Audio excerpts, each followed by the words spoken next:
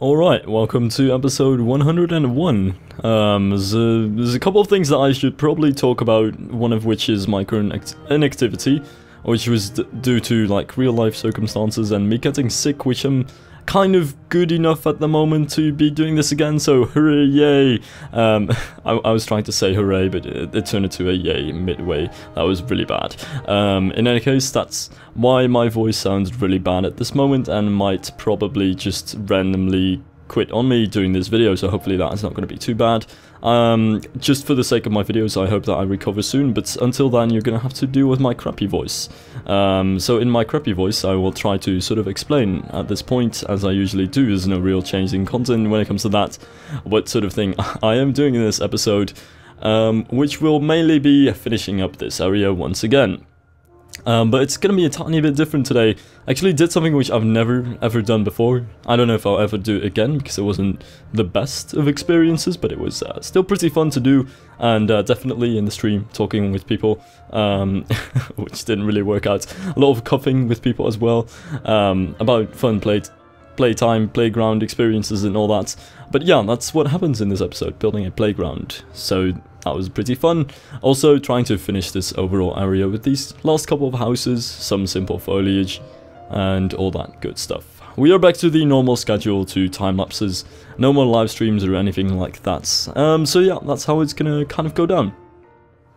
So what I'm doing at the moment is just trying to get some simple windows, some simple buildings in over here, which are very similar to the buildings that I already have. Did want to get a tiny bit of variation, and I figured, alright, you don't really have this as much, I think, in the more northern part of the country, but I have seen many Dutch buildings which actually use a light blue or white or greenish, whatever very fancy bright color, and figured I could try to get a small light blue building in there somewhere with the same overall style, same sort of roof and same sort of gables, but just a tiny bit of a different color when it comes to the walls. Which is kind of the most spectacular thing to talk about when it comes to this facade, really. Problem with this facade over here is that I tried to do something spectacular with a original sort of more medieval city sort of building on the corner over there, but that just didn't really work out in the end. So in the end, I'm very sorry to spoil it for you, but after all my adventures of trying to find out what sort of pieces I could use for anything, it turned out that everything in the universe was against me making that building like that. So yeah, then it just in the end turned out to be a very simple sort of standard brick stepped stair gable building, which you currently see being built at the moment. So that's kind of how that got like that, which is what I think I'll be still spending a couple of minutes with, this overall area and facade, trying to get that all done. And yeah, that's basically how that works. Nothing really too new over here, although I did, as you can see, kind of try to mess with different facades and styles. Try to add a bit of a change to the quite standard rural Dutch theme. It just didn't really work out in the end. So very sad. I'm still crying about that, but it's alright, because in the end, this facade did kind of work out. And one thing to say about it, it is a completely empty facade. It does literally nothing.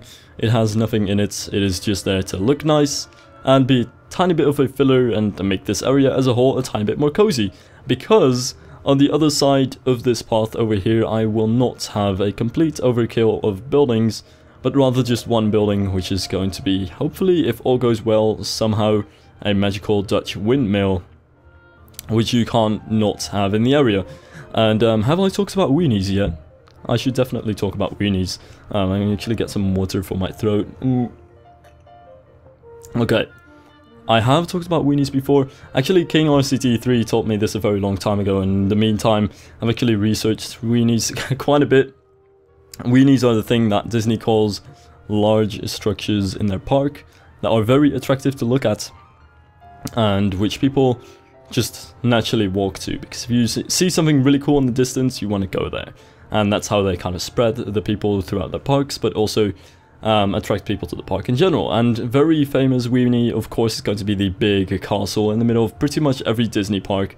Not just is it a beautiful building, it uses forced perspective to really look like a really big building as well, which it most definitely isn't. Most of the castles are actually some of the smallest buildings in the park, but they are really high compared to anything else in the park, I am pretty sure they're usually the highest structure overall in the park. And so major weenie right there, just to get people out of the main street, because that's where you usually see them, at the end of the main street, where you have that really beautiful view of a castle, the big weenie that you want to walk towards and have that nice little view at the end. Only thing is, I don't think I want to do that in this park, because blatant rip-off is very blatant. Just like getting that sort of overall layout of the park is alright, but having a castle in the middle of your park would be very, very Disney-ish. I could still do it, and I'm not sure about it, but I would like to get some sort of different weenie after the main street, which I still kind of am thinking about. But each sort of area usually has a weenie as well. Like for example, for the Tomorrowland, I think that's Tomorrowland, the Space Mountain is usually the weenie, very large and high building with a very distinctive and recognizable sort of architecture. So that really does a good job on that as well. And I kind of wanted to get something similar for the Dutch area. The sort of weenie that I have at the moment in the Spanish area, though it's not really too clear, is the big station building of the Log Flume. It is the largest building in that area, and it's the building that you instantly see as you walk into it, and that's kind of how I wanted to do that. So the windmill is obviously going to be the weenie in this sort of area. That's at least what my entire story was gearing towards, and that's why the windmill is actually going to be quite important for this area. Now, to move away from the weenie talk, which by the way sounds really awkward, like for a company like Disney that is supposedly all about the imagination, they are pretty bad when it comes to the imagination, when it comes to coming up with terms for their buildings. In any case, like, would nobody even go to like a Disney park if they knew that the big castle in the middle was called a weenie? That is probably the worst thing that I could come up with as a name for it. In any case, I kind of wanted to talk about this little rockwork place over here, because as you can see, I just completely abused beach grass over there. A lot of really small shrubbery things going on, but especially beach grass absolutely everywhere. And there's quite a taboo on that in the community. If you don't know about that, beach grass is basically that grass set with the really light grass. I can never use it in, like, whenever anybody's watching the stream who doesn't know the set, as soon as I bring it out, like, everybody wants to have the set. It has an amazing sort of attraction to it. Like, everybody needs beach grass. As soon as you have it in your hands, you just can't let go of it, and you need it everywhere, which is why I was a bit hesitant to place it so much in the river.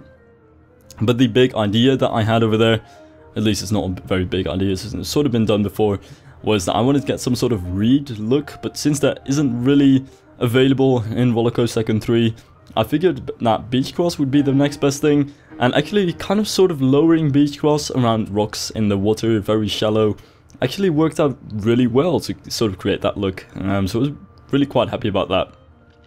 Also, this is going to be the playground, and about that little mulch on the corner over there, that is a very awkward story. And basically, I didn't have any sort of thing that I could have over there since the path covers were conforming, and Roller Coaster Tycoon 3 terraforming does not have curves in it. So yeah, I was forced to use path covers soil. Now you could say you could use different path covers, but I actually figured it would be pretty fun to have a little plant over there. And actually, in hindsight, I do kind of like it. It was a fun little experiment, and it's always fun to place flowers, and just happy about the overall way that it looked. So that was just kind of that, just kind of existed only because I was sort of forced to, and I was kind of lazy to do anything else. But now in the end, it does look pretty cool. But yeah, this big little, did I just say big little? This very big, sort of salmon-ish colored place over here is going to be that said playground, which was pretty funny since there is a Dutch set which has many Dutch playground things in it, which I kind of, you know, childhood memories and all that stuff. That was pretty sweet, and I just wanted to get some of those things in there, and I have no idea what the English names are, so I'm just gonna get some whip kips and carousels, and I wanted to get the slide in, but that thing was just way too large, and then people started telling me to build that slide and make it go into the water. That was the worst idea probably ever, so that didn't happen in the end. Just wanted to go with the other things, leave that slide where it was, but still overall, even though, you know, that's the thing with a playground. Playgrounds are pretty damn empty, and I did not want to get a sort of empty look over here, so decided that I wanted to go with the mulch sort of thing. Now there are two sort of ways that people like to make playgrounds safer, at least over here. Either use mulch with wood chips underneath it, well basically wood chips, but it turns into mulch over the years, or you get the rubber tiles, and I wanted to try both, and that actually sort of worked in the end. So that's why I am placing mulch underneath these things, which is used usually for path covers, which seems to make no sense for somewhere where you're walking, but this is to achieve that sort of playground look that you usually have in the Netherlands. I'm pretty sure you have it in other countries as well, at least I've seen it in other countries as well. But yeah, that was kind of like why my playground looks like a giant planter. So yeah, that's the reason. And this also really helps just make this place look a lot less empty. As you can see, just having that around them, having those little mulch kind of covers around the very, very small playground things, makes them stand out a tiny bit more, makes the entire playground look a lot less empty. And just having that tiny bit of middle space that I still had left, just put in a little planter and your playground is pretty much good to go, I'd say. The last couple of things were just planters, as usually, little pots.